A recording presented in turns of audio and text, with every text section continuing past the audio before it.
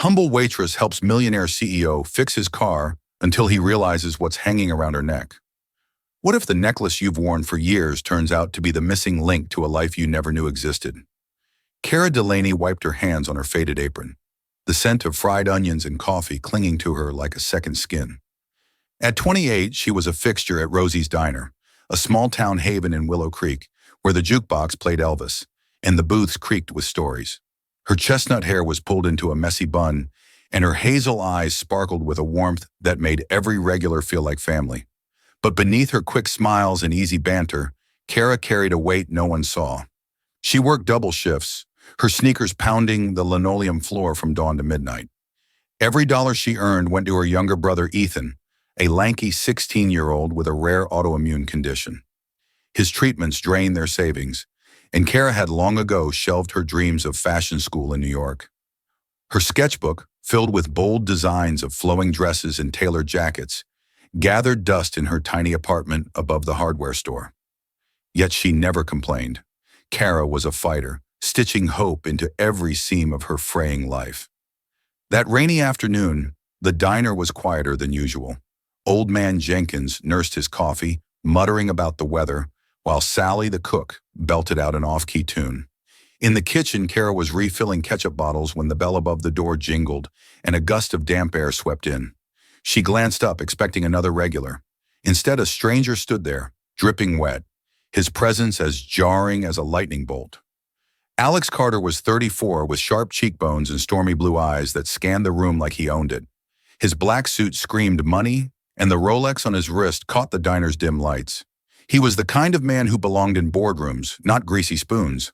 His sports car, a gleaming Porsche, sat crookedly in the lot, its hood popped open. Alex paced, phone in hand, barking at someone on the other end. "No, I don't care how long it takes. Get someone here now." His voice cut through the diner, and the regulars exchanged glances. Cara raised an eyebrow but said nothing, returning to her ketchup bottles. She'd seen her share of city types passing through, always in a hurry, always thinking they were above Willow Creek. Alex hung up, muttering a curse, and slumped into a booth. Cara approached, her notepad ready. "Welcome to Rosie's Coffee to start." He barely looked up. "Black and make it quick." She nodded, unfazed by his tone. Minutes later, she set a steaming mug in front of him. "Rough day. You could say that." He rubbed his temples. "My car broke down, and roadside assistance is 4 hours out. 4 hours in this nowhere town." Cara's lips twitched, but she held back a retort. "Willow Creek's not so bad. Got a name, stranger?" "Alex," he said curtly. "And you?" "Cara." She tilted her head, studying him. "You don't strike me as the type to get stranded. What's a guy like you doing out here?" "Business," he said, vague. "Not that it matters now. I'm stuck." Cara glanced out the window at the Porsche, rain sleeing down its curves. She knew cars not from any formal training, but from years of fixing Ethan's beat-up bike and her dad's old truck before he passed. She hesitated, then made a snap decision. "Mind if I take a look? I'm no mechanic, but I've got a knack for fixing things." Alex blinked, caught off. "Guard, you fixed my car?" She smirked. "Don't sound so shocked. I'll be back." Ignoring his skeptical stare, Cara grabbed a toolbox from the diner's storage closet and headed outside. The rain soaked her uniform, but she didn't care. Popping the hood, she leaned in, her fingers moving with practiced ease. A loose alternator, belt, simple enough. She tightened it, checked the connections, and slammed the hood shut. The whole thing took 10 minutes. Back inside, she tossed a rag over her shoulder. Try it now. Alex, still dubious, stepped outside and turned the key. The engine roared to life, smooth as silk. He stared at her, rain dripping from his hair. "How the hell did you do that?" Cara shrugged, wringing out her ponytail. "Told you. I'm indeed." He reached for his wallet. "Let me pay you. Name your price." She waved him off. "Keep your money. Just doing a good deed." Alex hesitated, then pulled out a business card. "I run a tech company in San Francisco. We could use someone like you. Problem solver. Quick on their feet. Ever think about leaving this place?" Cara laughed, tucking the card into her apron without looking at it. "Nice try, but I've got roots here. Safe travels, Alex. He lingered as if wanting to say more, but nodded and left. The diner buzzed with whispers as the Porsche vanished into the rain. Kara went back to work, but her fingers brushed the pendant around her neck, a small silver oval engraved with a delicate vine pattern.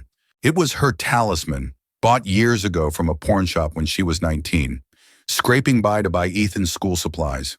She didn't know why she loved it, only that it felt like hers. Alex couldn't shake her. Back in his glass-walled office in San Francisco, surrounded by screens and suits, Kara's face kept surfacing. Her quick smile, her grease-streaked hands, her refusal to take his money. She was nothing like the polished women he dated, who fed over his wealth and status. Kara was real, grounded, and utterly uninterested in his world. It unnerved him. A week later, he found himself driving back to Willow Creek. No business. Excuse this time. He told himself it was to thank her properly, but deep down he knew it was more. He wanted to see her again, to understand why she stuck in his mind, like a song he couldn't forget. The diner was busier this time, filled with the lunch crowd. Kara moved between tables, balancing plates and pouring coffee with practiced grace. She wore the same faded uniform, her hair in that messy bun. Alex paused in the doorway watching her. Then he saw it, the pendant. It caught the light as she leaned over a table, and his breath caught. That design, that vine pattern, it was unmistakable. He was 12 when his mother died, her frail hand pressing the pendant into his palm. "Keep it safe," she'd whispered. He'd locked it in a safe, too raw to look at it. Years later, during a move, it vanished. He'd torn his apartment apart, but it was gone. How was it here around the neck of a waitress in a nowhere town? Kara noticed him and froze, surprised. "Alex, what are you doing back?" He forced a smile, his mind racing. Came to say, "Thanks, you saved me last week." She grinned, wiping her hands on her apron. "No big deal. Coffee?" He nodded, sliding into a booth. As she poured, he couldn't take his eyes off the pendant. Finally, he couldn't hold back. "That necklace, where'd you get it?" Kara touched it instinctively, her brow furrowing. "This pawn shop years ago." "Why?" "It's familiar," he said carefully. "Mind if I take a closer look?" She hesitated, then unclasped it and handed it over. Alex's hands trembled as he turned it over. There on the back was a tiny engraving. "To my heart always," his mother's words, his vision blurred.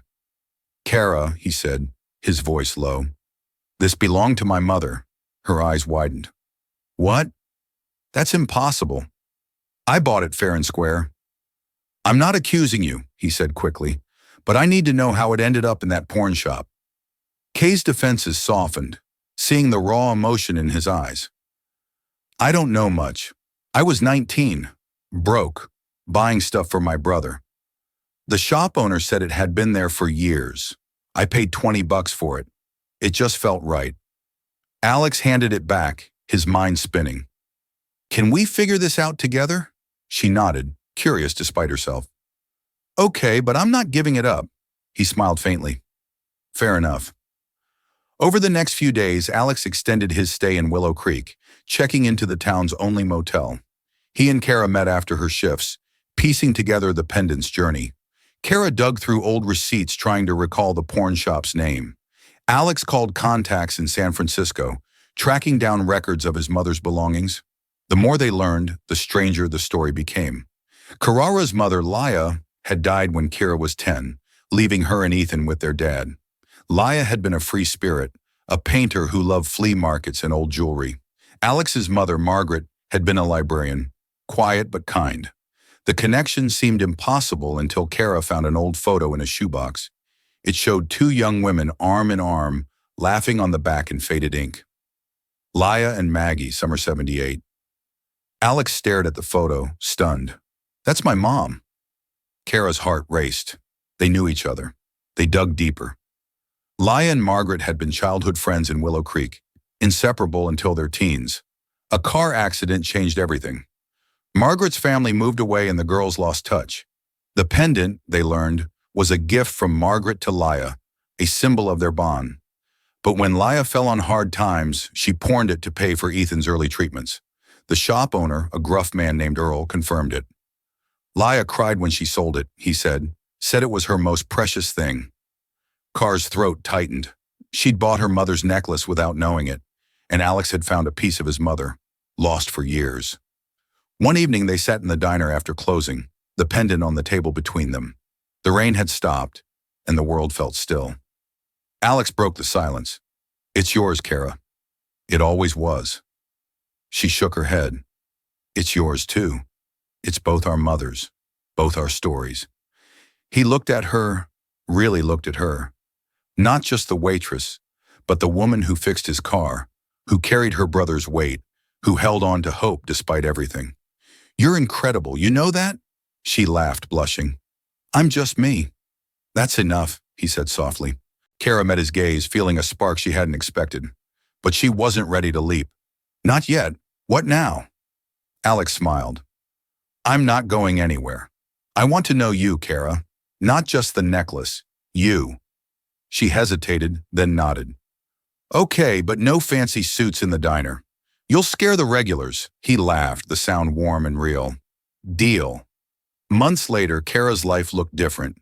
Alex had convinced her to take a part-time job at his company, working remotely on logistics projects that used her problem-solving skills.